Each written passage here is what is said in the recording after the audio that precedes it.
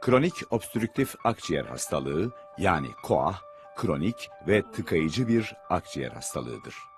KOAH'ta sigara dumanı ve diğer zararlı gazlara maruziyet sonrası solunum yollarında mikrobik olmayan bir iltihap oluşur ve bu iltihaplanma sonucu hava yollarının tıkanması yani daralması söz konusu olur. KOAH'ın en önemli belirtileri sinsi başlayan ve giderek şiddetini artıran nefes darlığı veya müzmin öksürükle balgam çıkarmadır. Senelerdir, neredeyse gençliğimden beri sabahları öksürüğüm ve balgamım olurdu. Normal sigara öksürüğü derdim. Meğer normal değilmiş. Öksürüğün, balgamın normali olmazmış. KOAH'ın en önemli ve sık görülen nedeni sigaradır. Günde birkaç adet bile olsa sigaranın düzenli içilmesi KOAH oluşması için yeterlidir. Ama yoğun sigara içicilerde bu risk daha fazladır. Pasif sigara içimi ve nargile gibi diğer biçimlerde zararlı gazlara maruz kalmak da KOAH'a neden olur. Sigara dışında maden işçiliği, metal işçiliği, ulaşım sektörü ve odun kağıt üretiminde çalışma, çimento, tahıl ve tekstil işçiliği gibi meslekler nedeniyle toz, duman ve zararlı gazlara maruz kalmak da KOAH'a neden olan etkenler arasındadır. Ev içinde ısınma ya da pişirme amacıyla çalı çırpı, tezek yakmak ve bunların dumanına maruz kalmak da özellikle kırsal kesimlerde yaşayan, sigara içmeyen kadınlarda KOAH'ın önemli bir nedenidir. Bazı KOAH vakalarında genetik faktörler de rol oynamaktadır. Fakirlik, sağlık koşullarındaki eşitsizlik, eğitimsizlik, fiziksel açıdan hareketsizlik de KOAH gelişimi için risk faktörleridir. Ben 17 yaşımdan beri sigara içiyorum. Tam 42 yıldır. Sigara içen kişilerin hava yolları ve akciğerleri sigaranın içerdiği zararlı maddelere karşı bir savunma içine girer. Akciğerleri korumak için koruyucu mekanizmalar çalışmaya başlar. Ama sürekli sigara içilirse bu koruyucu mekanizmalar yetersiz kalır ve akciğer dokularında hasar oluşur. Sonuçta akciğerdeki salgıların miktarı artar, hava yolları daralır, damar değişiklikleri gelişir. Bu kronik obstrüktif akciğer hastalığı yani KOAH'tır. Nefes darlığı, öksürük ve balgam gibi şikayetlerle doktora gittiğinizde muayene sonrasında doktorunuz sizden bazı tetkikler isteyecektir. KOAH tanısı üfleme testleri yani spirometri ile konur.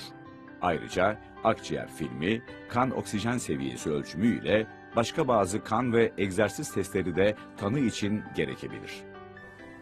Bana da 4 yıl önce 59 yaşında KOAH tanısı kondu. Teşhis konması birkaç dakikam aldı sadece. Üfleme testi kolay bir test. Can yakıcı da değil.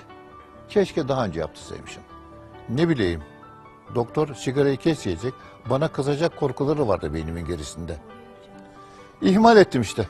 O dönemde nefes darlığı, öksürük, balgam yüzünden işe gidememeye başlamıştım. Peş peşe 3 kez hastaneye yattım. Tabii, çok korktum. Ömür boyu bu hastalıkla yaşayacağımı öğrendim ve kendimi çok kötü hissettim. KOAH sık görülen bir hastalıktır. Türkiye'de ve dünyada 40 yaşın üzerindeki her 5 kişiden birinde KOAH vardır. Ölüme neden olan hastalıklar arasında KOAH ülkemizde 3. dünyada 4. sıradadır. Bununla beraber KOAH tedavi edilebilir bir hastalıktır. KOAH tanısı konduysa tedavinin ilk ve en önemli adımı bir takım yaşam tarzı değişiklikleri yapmak ve önlemler almaktır.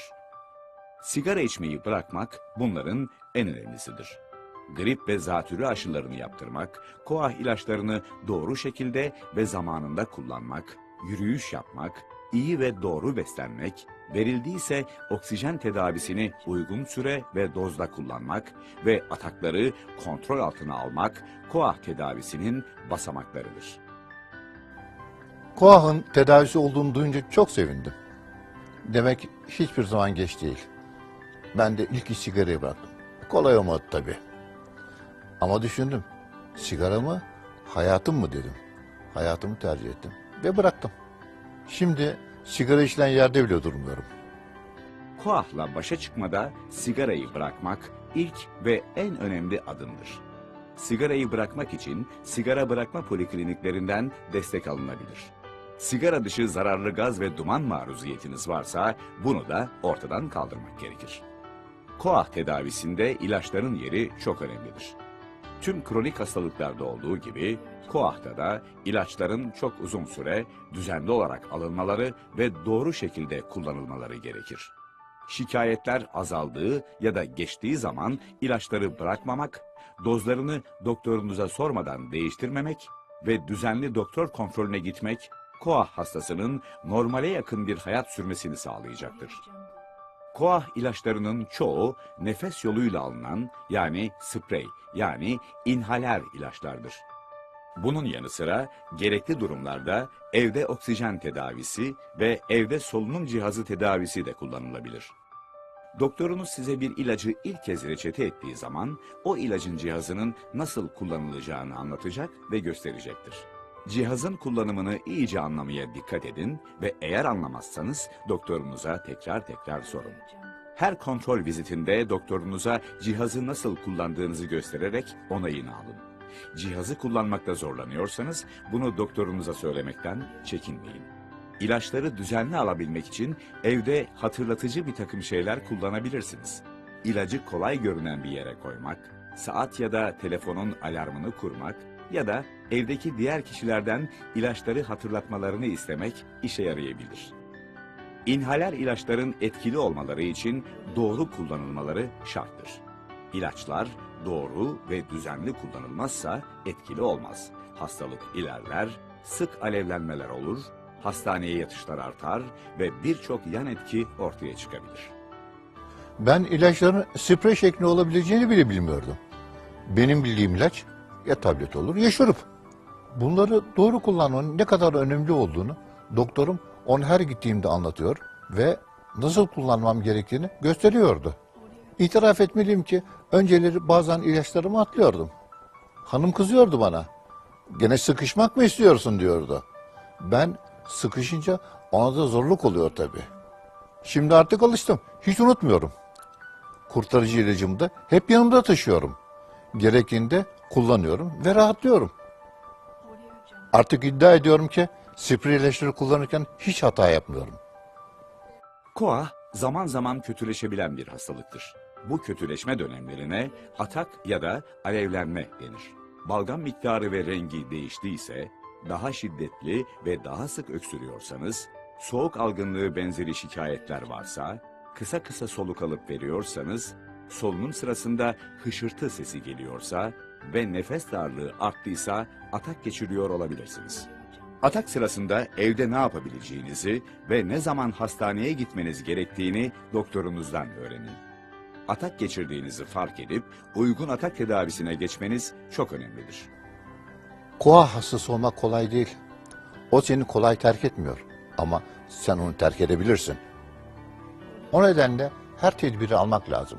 Doğru tedavi olmakla atakların azalacağını söylüyor doktorum. Ben de buna çok dikkat ediyorum ama bazen işler iyi gitmiyor. Mesela kışın. Acile gidip oksijen almam gerektiği de oluyor. O dönemde doktor kontrolünde kortizon ve antibiyotik de alıyorum. KOAH ilerleyici bir hastalıktır. İleri dönemlerinde hasta çok kolay yorulabilir. Hareket etmekte, hatta normal günlük aktiviteleri yapmakta güçlük çekebilir. Bu durumda pulmoner rehabilitasyon hastanın yaşamında önemli bir fark yaratabilir. Pulmoner rehabilitasyon, ilgili merkezlerde öğrenilebilecek olan kişiye özel bir programdır. Bu program kapsamında çeşitli egzersizler, nefes darlığıyla başa çıkma yöntemlerinin öğrenilmesi, beslenme danışmanlığı ve psikolojik destek bulunmaktadır. Pulmoner rehabilitasyonla KOAH hastası nefes darlığıyla başa çıkabilmeyi öğrenir. Daha güçlü ve sağlıklı hisseder. Günlük yaşamınızda zorluk çekiyorsanız doktorunuzdan sizi pulmoner rehabilitasyona yönlendirmesini isteyebilirsiniz. Unutmayın, bu tedaviler en az ilaç tedavileri kadar önemlidir. Doktorum beni rehabilitasyona başlattı. Eskiden evden çıkıp bizim sokağın köşesine kadar bile gidemiyordum. Kesiliyordum. Şimdi kendi işimi kendim yapıyorum. Merdiven bile çıkabiliyorum. KOAH sık rastlanan ilerleyici bir hastalıktır ve yaşamı ileri derecede olumsuz etkileyebilir. Ancak KOAH erken dönemde saptanabilirse neden olabileceği olumsuzluklar önlenebilir. Bu hastalığı iyi tanımak, KOAH'a neden olan ya da ağırlaştıran sigara gibi olumsuz şartlardan kaçınmak, Doktorumun her dediğini harfiyen yapıyorum. İlaçlarımı aksatmıyorum. Egzersizlerimi yapıyorum. Yediğimi içtiğime dikkat ediyorum. Her şeyden mühimi sigaradan kurtuldum. İnanmazsınız. Şimdi 4 yıl öncesine göre çok daha iyiyim. Artık KOAH'tan da korkmuyorum. O benden korkuyor. ilaçları doğru kullanmak ve doktorun önerilerine uymak, sağlığınızın ve yaşam kalitenizin artmasını sağlayacaktır.